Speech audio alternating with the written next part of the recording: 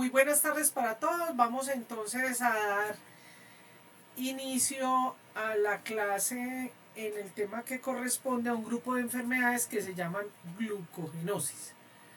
Voy a dejar de compartir la cámara, voy a compartir la pantalla y usted me avisa cuando esté viendo toda la pantalla.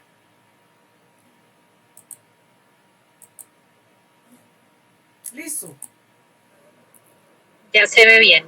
Bueno, muy bien. Entonces vamos a iniciar este grupo de enfermedades que son más conocidas por estas tres siglas, que son enfermedad del depósito de glucógeno, Glucogen Store Disease o glucogenosis.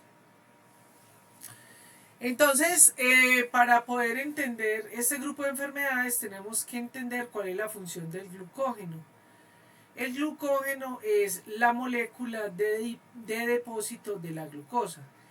Recordemos que existen algunos órganos, células, tejidos que son dependientes de la glucosa.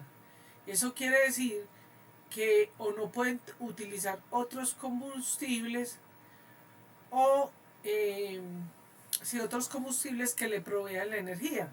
Es el caso del cerebro. Sabemos que en el cerebro los ácidos grasos de cadena larga no pueden pasar la barrera hematoencefálica, así que la mayor fuente de glucosa del cerebro de energía es la glucosa. Pero también tenemos como es el caso de los glóbulos rojos, que como es una célula que ya está adulta, está madura, ya tiene su metabolismo reducido, así que la única fuente para producir moléculas de energía, ATP, adenosintrifosfato, es a través de la glucosa. Esa glucosa, entonces, es la razón por la cual nosotros tenemos que tener una homeostasis calórica representada en glucosa, que es aproximadamente entre 70 y 100 miligramos por decilitro, lo que corresponde a 6.1 milimolar. Nosotros evolutivamente estamos preparados para tolerar hiperglicemias, como es en el caso de patologías como la diabetes y otras patologías. Pero no estamos preparados para tener hipoglicemia. Dependiendo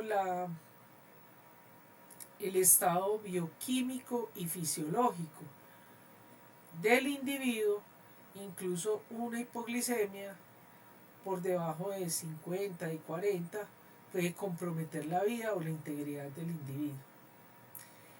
Esa glucosa, esa homeostasis calórica de los carbohidratos en sangre va a ser entonces modulada por hormonas como el glucagón y la insulina. Existen otras hormonas que están implicadas ahí, que son sensibles, y no solamente a la glucosa, sino a otros combustibles como el cortisol, la adrenalina, la hormona del crecimiento, muchas otras. Entonces, podemos decir, pero las gran protagonistas son la insulina y el glucagón. La insulina, ambas se producen en el páncreas, y la insulina va a detectar o se va a activar cuando hay altos niveles de glucosa, lo que va a ayudar a que esa glucosa entonces se deposite en los tejidos, en los depósitos de glucosa, o que vaya hacia otras vías como hacia la producción de grasas. De tal manera que los órganos donde principalmente hay los mayores depósitos de glucógeno son el hígado y el músculo. En el músculo, obviamente, ese glucógeno va a estar a disposición para que cuando hay, por ejemplo, un ayuno o una actividad vigorosa, entonces se tenga a disposición esa glucosa que, que lo que va a hacer es producir el ATP, esa energía que se necesita para la contracción muscular. En el hígado, pues además de las funciones metabólicas que tiene el hígado, ese glucógeno lo que va a garantizar es esa homeostasis calórica o sea, los niveles de sangre. Bueno, ahora, cuando los niveles de glucosa están bajos en sangre, entonces se activa el glucagón es sensible a esos bajos niveles de glucosa y entonces pues empieza a extraer esos depósitos. De tal manera que en conclusión, la insulina promueve la glucogenosíntesis y el glucagón va a promover la glucogenólisis. Esta es la estructura del glucagón, ¿cierto? Esta es una muy buena representación. Tenemos unas cadenas lineales líderes que están unidas por enlaces 1,4 de la glucosa, o sea, entre el carbono 4 de una glucosa y el carbono 1 de la otra. Y tenemos unas ramificaciones que hacen enlaces 1,6, o sea, en el carbono 1 de una glucosa con el carbono 6 de otra. El glucógeno entonces se va a depositar en forma de glicosomas, se hacen partículas esféricas que tienen aproximadamente unas 60.000 unidades o más, y en esas son las partículas beta y las partículas alfa o rosetas que se producen en el hígado. Esta es una microfotografía del músculo esquelético, ¿cierto? Donde esto que vemos aquí es esa formación de esas rosetas alfa y beta que producen como una flor, ¿cierto? Aquí para que ustedes recuerden, obviamente esto no lo pregunto en el examen, pero para que ustedes recuerden, estas son las cadenas. Recuerden que una, a ver yo si hay una, bueno, no. Esta es un carbohidrato, un azúcar, una hexosa, porque tiene 6 carbones, 1, 2, 3, 4, 5 y 6. Mire que hay unión en el carbono 4 con el carbono 1.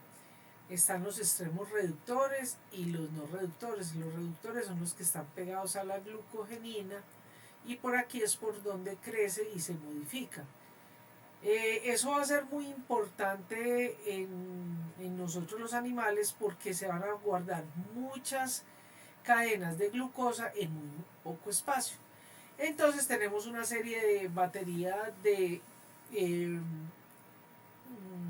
proteínas como la glucogenina, que es el primer o cebador donde se empieza a hacer el glucógeno, y vamos a tener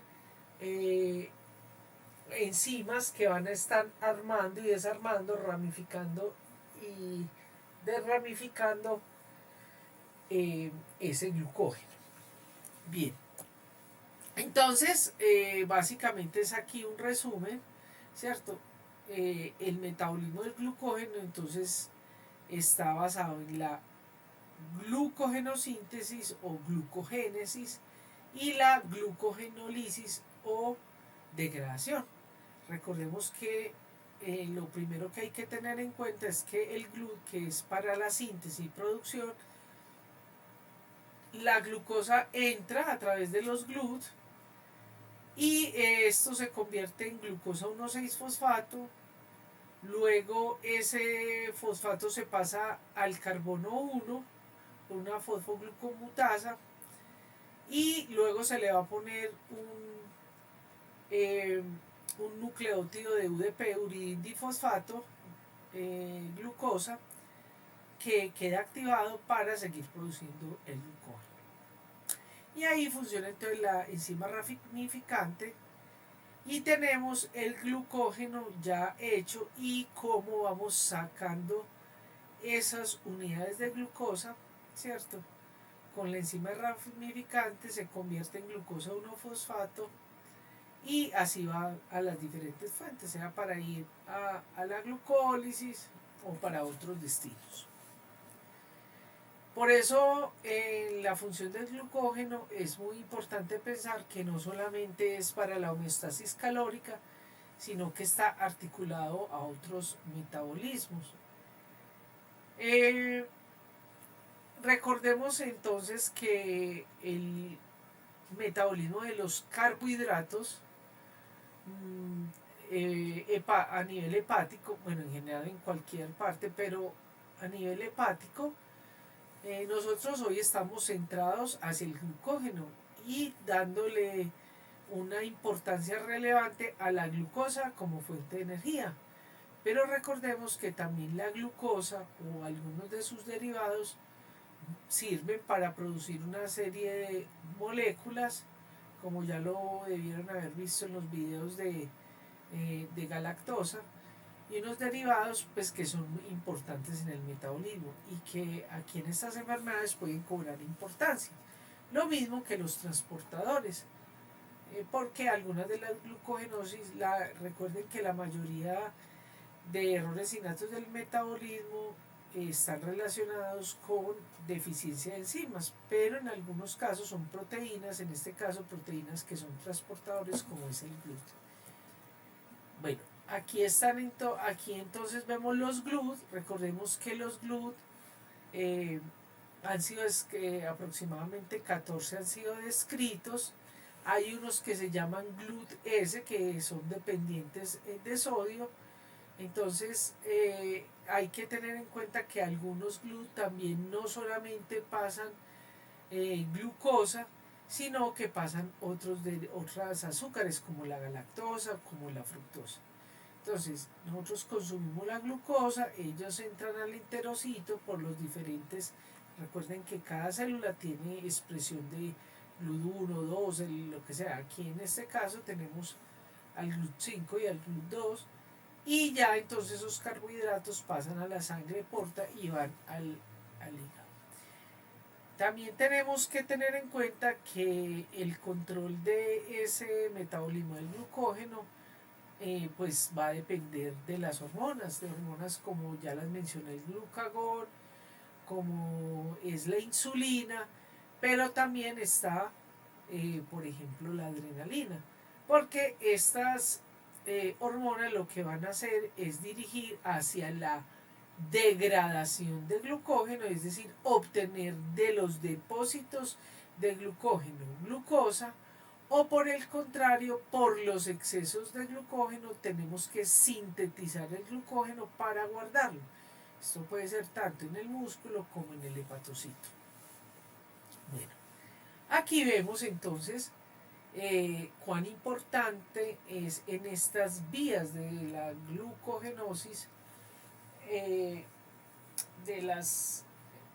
glucógeno, del metabolismo del glucógeno, como varias enfermedades están involucradas y son enzimas, ¿cierto? Aquí vemos, por ejemplo, la glucogenosis tipo 0, la 4, la 9, la 6, pero tenemos la 11. Por ejemplo, estas son enzimáticas, son errores innatos del metabolismo que tienen deficientes las enzimas. Unas se expresan más en hígado, otras en músculo, y por eso le da esa característica al tipo de enfermedad. Bien, entonces vamos entonces a empezar en este mundo de las glucogenosis y que tiene que ver con el metabolismo del glucógeno. Bueno, vamos a mencionar unas generalidades para todo el grupo de glucogenosis. Entonces, son enfermedades que son del depósito de glucógeno, son enfermedades que son enfermedades huérfanas, raras, son errores innatos del metabolismo. Perdón, voy tomando agüita. Estas enfermedades están relacionadas entonces con algunas de las enzimas que intervienen con el metabolismo. O sea, los principales depósitos de glucógeno están en el hígado y en el músculo, pero nosotros también tenemos un poquito de glucógeno en otras células, ¿cierto? Entonces, claro, como estas enzimas son errores innatos del metabolismo, o sea que son enfermedades genéticas que se heredan de padres a hijos, y aquí se afectan es algunas de las enzimas que están involucradas, sea en la síntesis o sea en la degradación de el glucógeno. Por eso principalmente estas enfermedades son el órgano blanco, o lo que afectan es el hígado, el músculo o ambas, ¿cierto? Sin embargo, a largo plazo y en el desarrollo de la enfermedad, estas enfermedades se vuelven multisistémicas, porque como consecuencia de esto van dañando otros órganos, otros tejidos. Entonces, todas las manifestaciones clínicas que hay en estas enfermedades son ocasionadas porque como no se puede movilizar ese glucógeno, o sea, puede ser que se produzca, bueno, para algunas ni siquiera se produce, pero la idea es que no se puede obtener glucosa a partir de esos depósitos de glucógeno. Por esa razón, las afecciones entonces son hepáticas, ¿cierto? Y muchas vamos a ver que es algo que ustedes tienen que irse adaptando en estas enfermedades de los errores innatos del metabolismo, porque cuando uno va viendo como las características, me va mencionando cada una de las diferentes enfermedades, entonces las manifestaciones clínicas se repiten. Por eso siempre en los grupos de enfermedades hago una introducción que acobija como todos, y ya después se va hablando de cada una de las particularidades. Entonces, como les decía, estas enfermedades tienen manifestaciones del sistema hepático, entonces por lo tanto pues van a provocar una hepatomegalia, o sea, aumento del hígado. Y pues obviamente va a haber distensión del estómago, pues porque imagínense con el crecimiento de este hígado. También puede presentar manifestaciones musculares. Esas manifestaciones musculares van a provocar una disfunción de los músculos, porque no van a tener la energía o el combustible suficiente para funcionar bien. Por eso entonces en algunas de ellas se provoca a edades muy tempranas una hipotonía, o sea, pérdida del tono muscular, o sea, lo que llaman el síndrome de muñeco de trapo, que usted coge el bebé por la cintura y se le van los bracitos, los pies, la cabeza hacia atrás. O tenemos otros tipos que no son tan severas, pero cuando los pacientes están a exposición de una actividad vigorosa, o también lo que se llama intolerancia al ejercicio, entonces se presentan todas las manifestaciones clínicas. Recordemos que unas son hepáticas, otras son musculares y otras tienen ambas. Acabo de mencionarles también que estas enfermedades se vuelven multisistémicas, porque, por ejemplo, como no funcionan bien los músculos, entonces puede provocar, por ejemplo, cardiomegalia, porque como el organismo está tratando de compensar esa problemática que tiene, entonces provoca que el corazón tenga que trabajar más, esforzarse más para poder cumplir su cometido de oxigenación, entonces da una cardiomegalia. O, por ejemplo, en el síndrome de Fanconi-Bickel, ¿cierto? Que realmente hay una afectación en los túbulos renales, porque es un transportador, y entonces tienen también manifestaciones renales. Bueno, entonces, ¿qué es lo principal que se presenta a nivel del hígado? Entonces es la hepatomegalia, o sea, aumento del hígado, son hepatomegalias muy prominentes. Vamos a tener problemas con la regulación de la glicemia, o sea, estados hipoglicémicos. Y toda esa disfunción hepática, pues lleva a un hipocrecimiento. En el músculo, entonces se va a presentar la debilidad muscular, la intolerancia al ejercicio, o cuando se empieza el ejercicio rápidamente la persona se fatiga o le da dolores o puede presentar rhabdomiolisis, dolores musculares y contracturas. Bien, aquí les muestro una de las primeras descripciones de las glucogenosis. Miren que aquí no está consecutivamente todos los números, pero además hoy en día ya tenemos glucogenosis tipo 15. Entonces cada vez que vamos caracterizando y mostrando toda esa fisiopatología de las enfermedades, pues vamos hemos ido encontrando más más enfermedades dentro de un grupo de enfermedades. Entonces, antiguamente incluso se conocía como la clasificación de Cori, el ciclo de Cori, pero pues eso ha ido cambiando. Aquí les muestro yo a ustedes, incluso si ustedes ven, hay unas que tienen más de uno. Por eso ya vamos en la glucogenosis tipo 15. Muchas de lo que les estoy presentando aquí de las tablas son del libro de Sadubray y del libro de Naihan, ¿cierto? Que es un atlas de pacientes con enfermedades con errores innatos del metabolismo. Bien, entonces si ustedes se fijan, entonces tenemos por ejemplo que glucogenosis tipo 0, la 1 entonces va a tener A y B, incluso ya hay una que se dice C. Tenemos por ejemplo aquí está la 9 que tiene A y B, C y así sucesivamente. Entonces realmente son más de 15 tipos de glucogenosis. También podemos ver acá que en las que tienen por ejemplo 1, 2, 3 o varias, si nosotros miramos son diferentes las causas. Por ejemplo, en la glucogenosis tipo 1, entonces tenemos una enzima que es la glucosa 6-fosfatasa que está deficiente, que es el que produce la enfermedad de von Gierk, pero tenemos también la glucogenosis tipo 1B que no es con una enzima sino con la expresión del transportador, ¿cierto? Del transportador de glucosa 6-fosfato. Bueno, y así sucesivamente.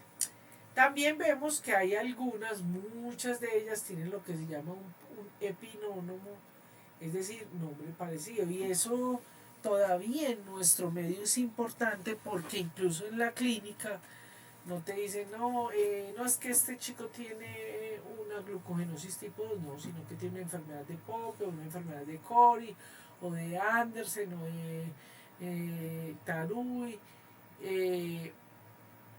o de Hertz, o un síndrome de Fanconi-Bickel, o sea, tiene diferentes designaciones. Aquí también podemos ver algunas que tienen afecciones solamente hepáticas y otras, como la enfermedad de von Gierk, otras como la 11, ¿cierto? Que es un síndrome que tiene afecciones no solamente hepáticas y musculares, sino que también tiene hipoglucemia y enfermedad tubular renal. Bueno, recuerden que estamos en esta parte de las generalidades. Ya seguidamente vamos a empezar a hablar cada una de ellas con sus particularidades. Ya más adelante muchas de estas cosas se repiten, las vamos a pasar rápidamente, pues porque ya las hemos visto, pero aquí están las generalidades. Ojo, porque eso lo pregunto en el examen. Bien, entonces vamos a empezar con un modelo que es el que ha propuesto la Asociación de Errores Congénitos del Metabolismo en España, que es muy valioso esto porque sería muy importante que los sistemas de salud, las instituciones de salud y que cuando yo empecé a trabajar en esta enfermedad ese era mi propósito y mi meta. Quiero decirles que fracasé, pero tengo confianza y por eso sigo enseñando acá de que ustedes, las nuevas generaciones, logren lo que yo no pude hacer o que hasta el momento no he podido. Y es entonces esos protocolos, esas guías, hoy en día no se conoce como protocolo, sino también como algoritmos que le permiten a usted hacer el diagnóstico o ir llegando al diagnóstico, tener por lo menos una sospecha de diagnóstico para evitar que su paciente se vaya a deteriorar o incluso vaya a perder la vida. Bien, entonces vamos a ver, recuerden que esto es en general, ya luego empezamos las particularidades. Aquí hablo en general y luego con otra enfermedad, con una enfermedad, hacemos el algoritmo para que vean cómo funciona de bien. Entonces, el diagnóstico de las glucogenosis, miren todos los puntos que incluyen. Hay que decir que desafortunadamente muchas de las cosas que voy a mencionar aquí en Colombia todavía no tenemos la disposición. Y estamos hablando entonces de que el diagnóstico está desde esas manifestaciones clínicas, esa historia clínica, esa anamnesis, esos hallazgos que encontramos en el cuerpo del paciente, hasta las pruebas o paraclínicos más especializados que permitan guiar el diagnóstico. Ojo con esto que estamos entrando, se lo voy a repetir en todas las clases, en todas mis conferencias. No entren en ese determinismo genético, en el cual si no se tiene la variante genética, no se tiene la enfermedad. No. Si usted como médico encuentra en la historia clínica, más muchas de las pruebas a las que usted tenga acceso, dar el diagnóstico de su paciente. En general, las enfermedades del metabolismo, las enfermedades genéticas, errores innatos del metabolismo o las enfermedades bioquímicas se pueden resolver con biomarcadores, valga la redundancia, bioquímicos. O sea, con pruebas de laboratorio bioquímicas se puede incluso, así no sé, hacer el diagnóstico definitivo, por lo menos sospechar para hacer un adecuado manejo hasta el momento en que se pueda tener un acceso a el diagnóstico definitivo. Entonces, me permiten un momentito.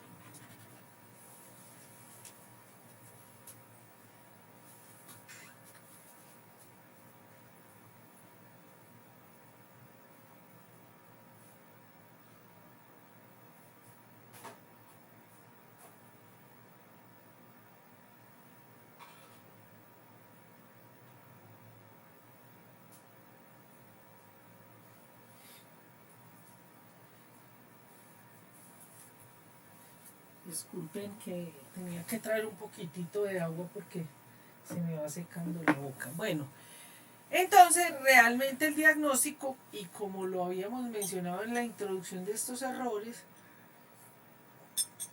innatos del metabolismo, las pruebas, el diagnóstico se hace con una serie de pruebas escalonadas que van de menor complejidad a mayor complejidad. Vamos a ver cómo.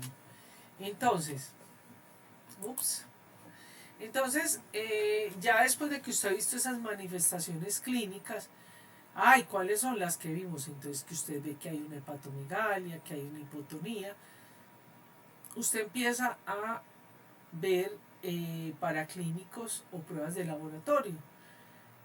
Y a esto le doy yo una relevancia muy importante porque cuando usted mide esos paraclínicos que están en todos los laboratorios, que son de fácil acceso, que son económicos, que incluso el paciente puede acceder así esté en una región apartada, ¿cierto? Puede medir cualquiera de estas pruebas, o sea, una glicemia, un ácido láctico, las pruebas de función hepática, la proteinquinasa, el ácido úrico, los lípidos, el hemograma, los cuerpos cetónicos, todo eso le va a permitir guiar. Existen ya, y me enteré el semestre pasado por la gracia que ya aquí, por ejemplo, en Colombia tenemos pruebas de carga. La más conocida es la prueba de carga de glucosa, pero hoy en día también se está ofertando aquí en Colombia las cargas o sea, cargas de glucosa para hacer, o lo que se llama carga de glucagón, ¿cierto? Para medir el glucagón. Estas enfermedades también, este grupo de enfermedades permite tener una serie de hallazgos por imaginología que pueden ir ayudando al diagnóstico. Desafortunadamente, y esto sería para colocarlo aquí en rojo, ay, bueno, es que yo me estoy adelantando. No, espere. Sigamos entonces con la prueba de carga. Entonces, en la prueba de carga para las glucogenosis, obviamente se da una carga de glucosa. Y entonces, pues se hace medición, ¿cierto? De glicemia, se puede medir el lactato, se puede medir el glucógeno postprandial y eso puede ayudar a hacer el diagnóstico del tipo de glucogenosis que se tiene. En cuanto a las biopsias, ¿cuál es la problemática con las biopsias? El problema con las biopsias es que el glucógeno es muy lábil, se daña muy fácilmente.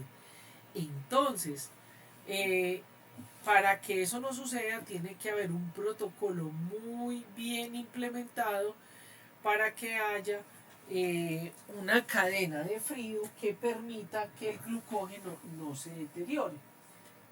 Aquí tenemos una persona muy experta en nuestro medio que se llama la doctora Dionis Vallejo. Ella trabaja en el hospital San Vicente de Paul y también en el Alma Mater, creo que todavía está, que es especialista en eso. Yo hubo un tiempo en que traté mucho pues como de buscar cómo los laboratorios implementaran eso, pero realmente pues no se logró. Pero en las biopsias hepáticas se puede ver la morfología que le permite a usted ver un aumento del glucógeno hepático. Eso se hace por tinciones, por histoquímica, por medición de actividades enzimáticas, por ejemplo, medición de la presencia de grasa, por identificación de la morfología, como por ejemplo una fibrosis o una cirrosis, o por diferentes coloraciones, o sea, por histoquímica. Y tenemos los estudios, pues que eso lo hacen sobre todo en países desarrollados, estudios de ultraestructura y cuantificación de glucógeno. Generalmente esto está articulado a los procesos de investigación. Bueno, a partir de este momento vamos a empezar a ver las glucogenosis siguiendo esta tabla de Sadubray, que es como lo último en clasificación de glucogenosis. Vamos a empezar a ver por grupos de enfermedades y pues cada una de sus características. Entonces vamos a empezar con lo que se llaman las glucogenosis tipo 0 o 0. Aquí entonces tenemos dos, ¿cierto? Fíjese que cada una son diferentes los genes que están implicados y básicamente tiene que ver con una glucogenosintasa hepática y la otra una glucogenosintasa muscular. Por esa razón, por ejemplo, la tipo A va a producir una hipoglicemia cetótica, mientras que la muscular va a producir problemas o miopatías cardíacas y esqueléticas. Entonces vamos a empezar con la deficiencia, la glucogenosis tipo 0A o deficiencia de la glucogenosintasa. Entonces,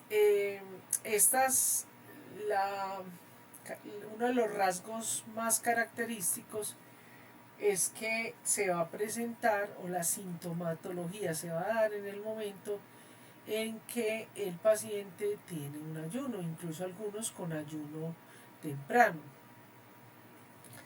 La determinación de este tipo de enfermedades generalmente, o sea, muy casualmente o incidentalmente, se van a encontrar postprandialmente.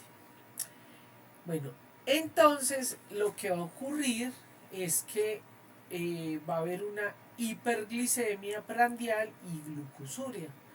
O sea, se va a aumentar el nivel de glucosa después de la ingesta y va a haber eliminación de glucosa en orina.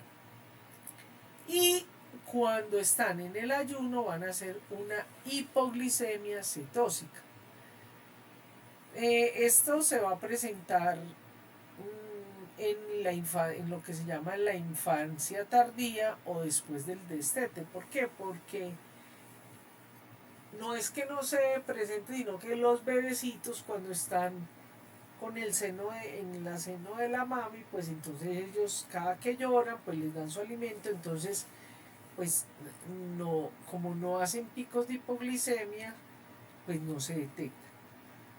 Ya cuando pasan al alimento, migran de la leche materna hacia el alimento, es donde empiezan a hacer las manifestaciones. Ellos físicamente no hay dismorfismo, son normales.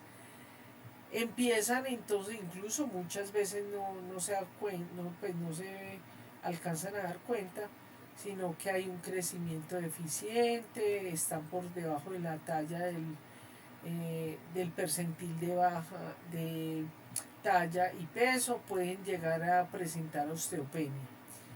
Estas glucogenosis no presentan hepatomegalia. La genética de estos son genes, ya vemos que la 0, que es la GS2, se presenta en el hígado y la GS1 a nivel muscular.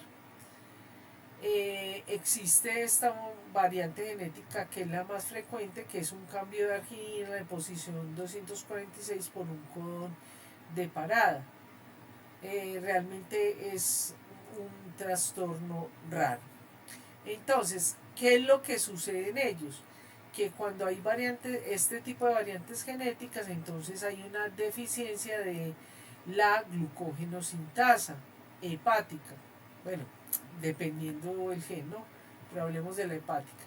Entonces, lo que va a llevar como consecuencia es que el individuo tiene niveles de glucógeno muy bajos en el hígado. Recuerde que el glucógeno del hígado es el que va a mantener la homeostasis calórica pues en sangre. Entonces, obviamente la liberación de la glucosa hepática prandial y en ayunas va a estar limitada. Estos pacientes generalmente entonces van a tener lo que se llama el ayuno nocturno, ¿cierto? O el ayuno o ayunos prolongados, y van a presentar infecciones recurrentes por la cetosis que presentan. La hiperglicemia, el aumento de glucosa y de lactato es moderada después de que han tenido una ingesta de comida, porque básicamente el problema es que hay un problema en la captación de glucosa. En el desarrollo de la enfermedad van a desarrollar hiperlipidemia y aumento de transaminasas hepáticas, porque recordemos que esta es una enfermedad hepática. Por pues medir la actividad enzimática generalmente es difícil, es complejo, casi no se presta ese diagnóstico. Entonces se hace una sospecha de que sea una enfermedad relacionada con como les digo, si nosotros tuviéramos a disposición toda la parte de imaginología, toda la parte ahí. Voy a interrumpir para decir una cosita. Tan amable,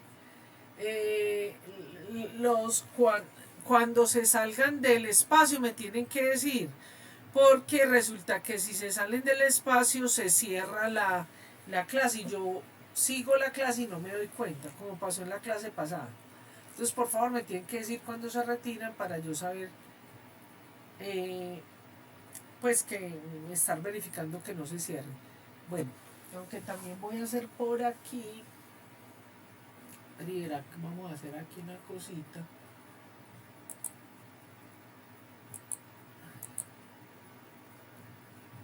No sé si me sale de pronto. Denme un momentico para yo asegurarme acá. Ay.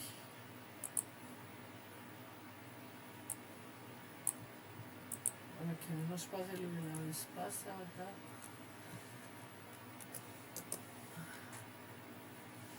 Ay, caramba.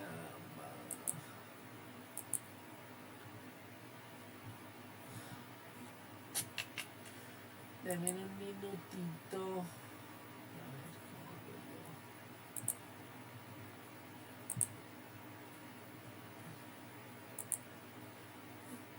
Bueno, no, ahorita en el descanso trato de arreglarlo porque aquí no pude hacerlo. Bueno, y la hipoglicemia postprandial y la glucosuria le deben hacer uno sospechar, pero básicamente el diagnóstico se hace o por biopsia hepática o por determinación de la variante genética. Bien, ¿cuál es el tratamiento?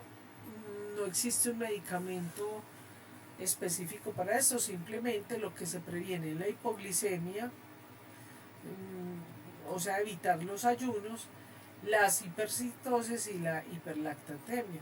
Entonces lo que se hace es que se programa la alimentación más o menos cada 2 horas y media, cada 3 horas. Tienen que hacer igualmente unas dietas balanceadas con las proteínas y lípidos de tal manera que se estimule la gluconeogénesis, de consumo de carbohidratos complejos, o sea, por ejemplo, fécula de maíz. Algunas veces incluso a ellos lo que se les hace es, por ejemplo, alimentación nasogástrica nocturna. Entonces, esto se hace con lo que se llama fécula de maíz o maicena cruda o almidón crudo, donde se le coloca, ya hoy en día incluso venden unas bombitas, ¿cierto? Que le van regulando para ir vaciando esa glucosa de tal manera que se prevenga los estados de hipoglicemia.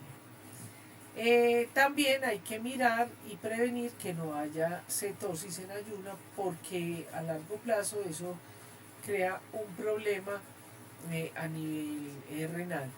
El pronóstico es bueno si se maneja la dieta y se manejan los episodios de ayuno. Los pacientes pueden vivir una vida completamente sana, feliz,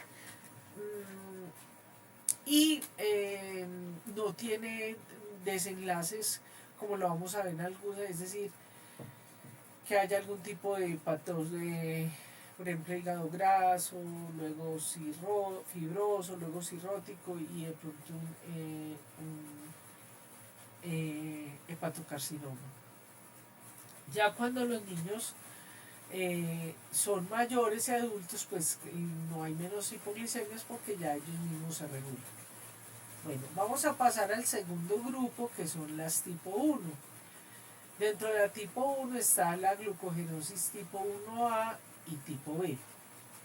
Eso va a depender, incluso hoy en día hay propuesto por las nuevas, los hallazgos genéticos de algunas variantes, incluso dentro de las glucogenosis tipo 1, ya en la literatura, en la clínica muy difícilmente se habla de eso, pero en la literatura entonces vamos a tener glucogenosis tipo 1A, B, C y D. Fíjense que en las dos primeras ya están muy bien caracterizadas.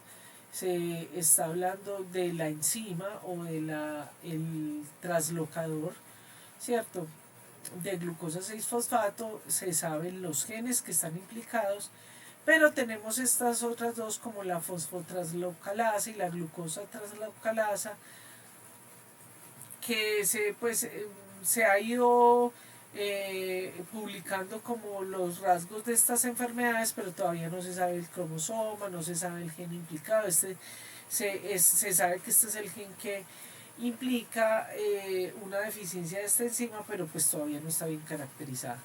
Estas enfermedades son autosómicas recesivas, eh, es decir, se necesita característica del papá o de la mamá para poder tener las manifestaciones. Esta es de las poquitas enfermedades que el diagnóstico se puede hacer prenatalmente a través de biopsia hepática o biopsia de la vellosidad coriónica. El resto de enfermedades, cuando menciona el diagnóstico prenatal, hace referencia a eso. Nosotros tenemos en Colombia, en América está, se sabe que hay una incidencia en la población americana de 1 en 100.000 a 200.000 nacimientos. A pesar de que el diagnóstico es prenatal, pues no puede ser detectada por tamizaje metabólico. Bueno, entonces como vimos, principalmente hay dos tipos, la tipo A1 y la tipo 1A y 1B. En las presentaciones clínicas son iguales, no hay diferencias, pues es muy difícil eh, por clínica o por algunas pruebas de laboratorios, con excepción de la genética, diferenciar cuál tipo de glucogenosis tipo 1 es. Ambos presentan episodios severos de hipoglicemia en ayunas. Hay una elevación importantísima del ácido láctico y presentan una hepatomegalia muy prominente. Se ha visto, por ejemplo, en la B que también presentan una enfermedad inmunológica como respuesta. Estos chicos son normales al nacer, no tienen dismorfismo, pero una vez empiezan la alimentación y pues se activa toda la función hepática, empiezan a presentar rápidamente una hepatomegalia y una hipoglicemia. Obviamente esto va a llevar a un bloqueo en el desarrollo y crecimiento, va a ser deficiente y por la hepatomegalia tan prominente lleva a una distensión abdominal. Los niños incluso pueden ir desarrollando taquipnea, irritabilidad, a veces llevan a acidosis severas, infecciones bacterianas graves. Bueno, miremos esta que es la glucogenosis tipo 1, que es una deficiencia del sistema glucosa 6-fosfatasa, que es la más frecuente, que es lo que se llama la enfermedad de von Gil.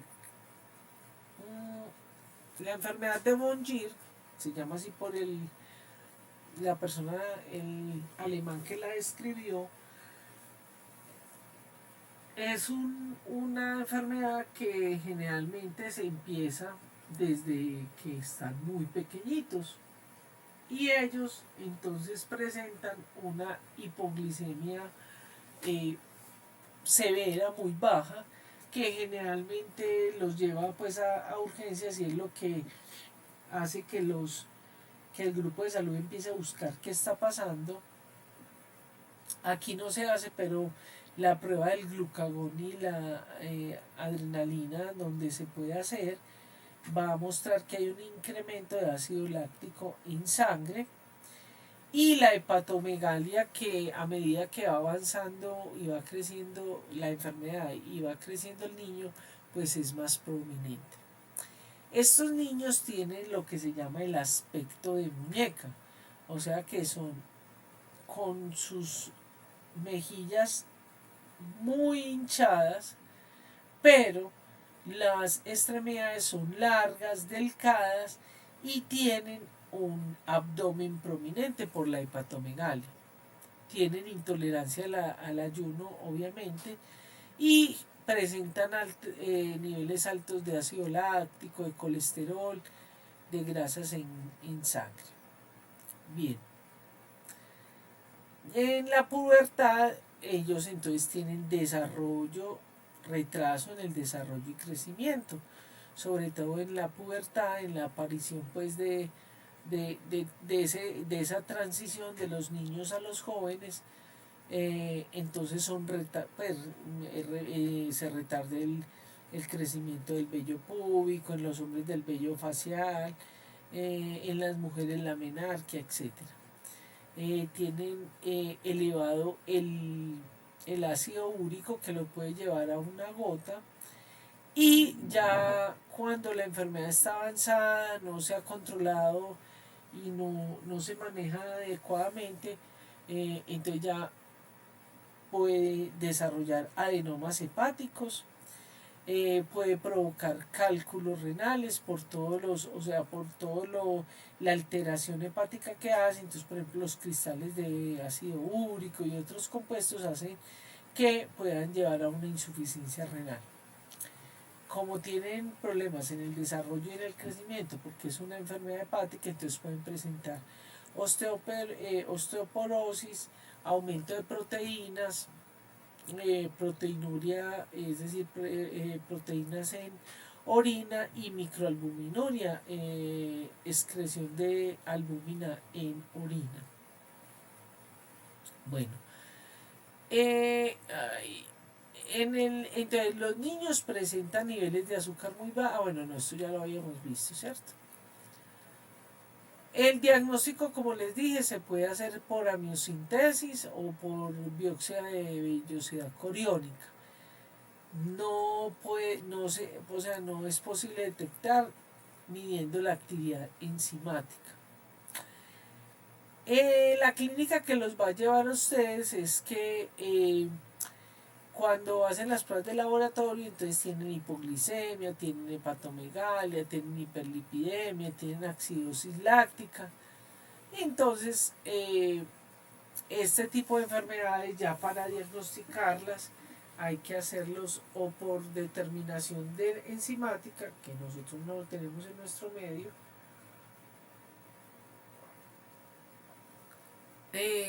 También se puede hacer por imagenología alguna sospecha, viendo pues presencia de glucógeno en las pruebas hepáticas de imagenología que estén a disposición. Miren que aquí vamos a aplicar en esta Evongir el algoritmo que habíamos visto anteriormente, ¿cierto? Si usted está sospechando de una glucogenosis, entonces usted en la historia clínica, en la anamnesis, usted ve las fases redondas, usted ve que hay hipertensión. Cuando hace el examen físico, usted ve que entonces que va a tener, por ejemplo, las medidas antropométricas, que tiene hepatomegalia sin esplenomegalia, que puede haber nefromegalia, pero que además en el fenotipo usted ve que hay hipoglicemia sin cetosis, acidosis metabólica, hiperlactacidemia, hiperlipidemia, hiperuricemia y retraso en el crecimiento y desarrollo. Y ya estos serían como las pruebas de laboratorio que le permiten a uno confirmar. Obviamente yo aquí les estoy mostrando cosas que aquí en Colombia todavía no se pueden hacer, pero de pronto algún día. Miren, este es un paciente cartagenero, es un chico que le hicieron toda la clasificación. Este tiene pues el típico fenotipo, ¿cierto? Su cara hinchada, extremidades largas. Él no es obeso ni o gordito, no es, pero tiene su manifestación. Bueno, claro, creo que ahí está muy bien porque fue un chico que se sometió a trasplante de hígado. Bueno, ¿cómo se maneja? ¿Cuál es el tratamiento con estos pacientes? Entonces hay que reducir la acidemia orgánica, hay que tratar de mantener los niveles de glicemia, y esto pues se hace evitando los ayunos. Porque las hipoglicemias, en todos pues, los eventos hipoglicémicos, independiente del origen, ¿cierto? Pueden llevar a que el individuo tenga convulsiones, tenga afecciones del sistema nervioso, sobre todo central. Entonces, pues lo que se hace es entonces administración de aminoácidos intravenosos. También ellos hay que estarles dando lo que se llama la fécula de maíz o el almidón crudo, y más o menos ya con su nutricionista, su grupo de salud, ya determina si hay que hacerlo cada 2 horas y media, cada 3 o cada 3 horas y media. Y estos pacientes generalmente requieren la administración de almidón nocturno nasogástrico, por sonda nasogástrica. Ojo, hoy en día existen unas bombas, no tiene que estar levantándose el cuidador a irle colocando su glucosa nasogástrica. Bueno, en la alimentación estos chicos pueden comer sacarosa, pueden comer, o sea, la sacarosa es glucosa con fructosa, galactosa y fructosa. La terapia enzimática y genética, se han hecho investigaciones pero no ha dado resultado. Lo que más ha funcionado es el trasplante hepático. Bien. Los estudios genéticos pues depende del país, pero se pueden hacer por RFLPs, que son polimorfismos en la longitud de restricción, por el polimorfismo de cadena simple, lo que se llama alelo específico y secuenciamiento. Muy bien. Vamos a hacer un descanso de 5 minutos y vamos a seguir con este grupo de enfermedades. Y para ver si yo logro cuadrar esto de que si se salen no se me vaya a cortar. Entonces voy a parar el video, ¿vale?